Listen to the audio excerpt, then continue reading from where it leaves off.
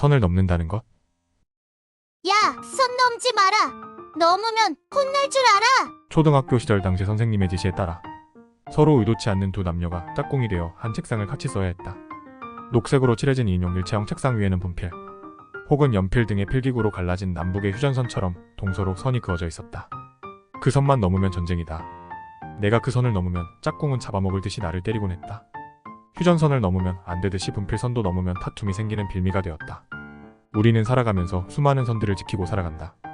차선이나 휴전선같이 눈에 보이는 선들도 있고 감정이나 관습 혹은 관계같이 눈에 보이지 않은 선들도 존재한다. 보통 눈에 보이는 선들은 서로의 질서와 평화 유지를 위해 반드시 지켜야 하지만 보이지 않는 선들은 때론 우리가 넘어서야만 새로운 것을 볼 수 있는 것일 수 있다. 보이지 않는 선들이 새로운 세상과 규칙 그리고 관계를 차단하고 있는 것일 수 있다. 그럼 매사에 손을 딱 잘 지켜. 내가 원래 선을 넘는 사람을 제일 싫어하는데. 영화 기생충에서 이성균의 대사가 기억에 남는다. 우리는 헌법 제11조에 따라 사회적 신분에 의해 그 어떠한 차별도 받지 아니하는 평등한 권리를 누린다.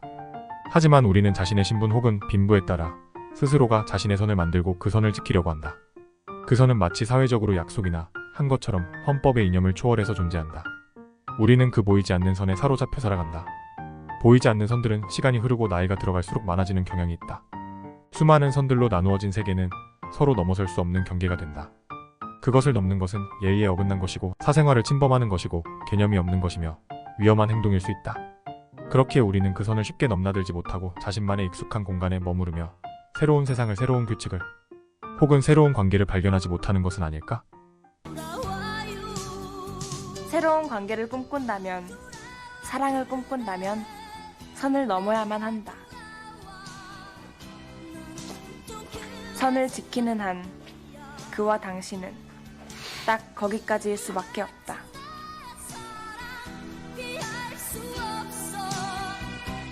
응답하라 1988 중에서 선우와 보라의 러브라인이 흥미롭다. 극 중 보라는 동생의 친구인 선우에게 선 넘지 말라며 그의 선을 넘는 행동과 감정을 불쾌해야 한다. 보라는 스스로가 만들어낸 선 때문에 자신의 감정을 솔직하게 들여다보지 못한다. 주변의 시선과 사회적 통념이라는 규칙에 얽매여 새로운 관계로 나아가지 못한 것이다. 결국 선우의 끈질긴 선 넘기가 보라의 마음을 움직였다. 누군가는 자신만의 선을 만들고 그 선을 지키는 것이 자신을 지키는 것이라 생각하며 살아간다. 우리가 그렇게 지키고자 하는 자신만의 선은 대부분 자존심인 경우가 많다. 자존심이 사라지면 자신도 사라지지 않을까 두려워하며 누군가 선을 넘으려는 말과 행동을 견디지 못한다. 자존심을 내려놓으면 자신을 들여다볼 수 있다는 것을 알지 못한다. 선을 지워야 서로의 공간으로 넘어가 서로를 이해할 수 있는 것이다. 어린 시절 책상 위에 그어진 분필선을 고의로 넘어가며 짝꿍의 심기를 건드린 것은 지금 와서 생각해보면 상대의 관심을 끌기 위한 것이었다. 좋아하는 마음을 어떻게 표현해야 할지 몰랐기에 당장 그녀의 관심을 끌기에만 급급했던 순수함이 만들어낸 행동이다. 관심이 없다면 선도 넘지 않는다. 선을 넘지 않으면 관계도 발전할 수 없다. 선을 넘는 것이 관계의 개선이 될지 악화가 될지는 넘어봐야 알 수 있는 것이다. 사랑과 우정 사이. 사랑과 우정도 종이 한 장처럼 얇은 선을 넘느냐 넘지 않느냐에 달려있다. 사랑을 위해서는 우정을 포기해야 한다.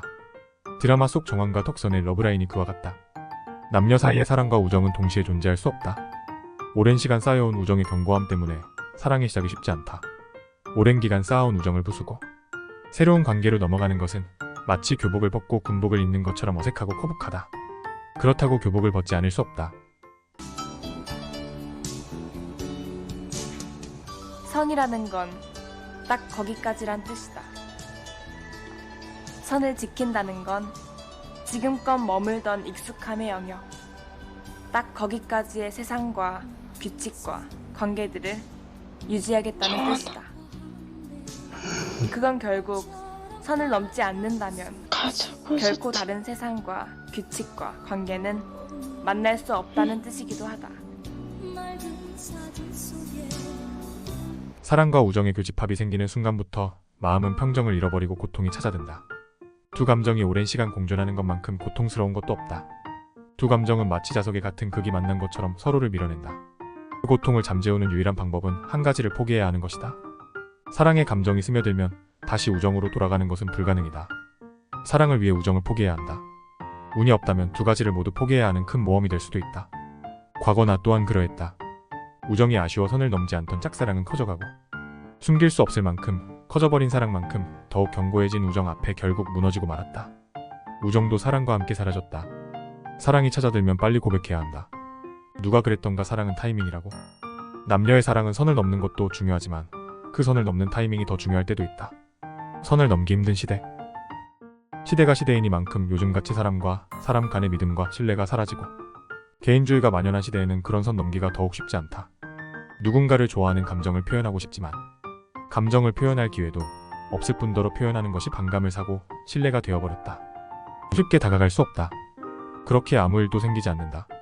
새로운 세상도 규칙도 관계도 생겨나지 않는 것이다. 혁명과 혁신 그리고 사랑. 과거 선을 넘고 저항했던 조상들이 독립을 이뤄냈고 선을 넘은 학생들과 시민들이 자유민주주의를 가져왔다. 선을 넘은 생각이 아인슈타인을 만들었고 선을 넘은 사랑이 로미오와 줄리엣을 만들었다. 우리는 누군가가 그어놓은 보이지 않는 세상의 수많은 선들이 새로운 세상과 규칙과 관계를 가로막고 있다는 것을 알지 못한다. 걷어내야 한다. 걷어내면 새로운 것이 보인다. 세상은 선을 긋는 자들과 그 선을 넘으려는 자들의 투쟁 속에서 변화되어 왔다. 선을 넘는다는 것은 두렵고 부담스럽고 위험한 과정일 수 있다. 희생과 고통이 따른다. 하지만 새로운 세상과 규칙 그리고 관계는 선을 넘으며 탄생한다. 혁명과 혁신과 사랑은 선을 넘어야 얻을 수 있는 것이다. 세상에는 세 가지 부류의 사람이 있다. 선을 지키는 자와 선을 긋는 자, 그리고 선을 넘는 자. 당신은 어느 부류인가?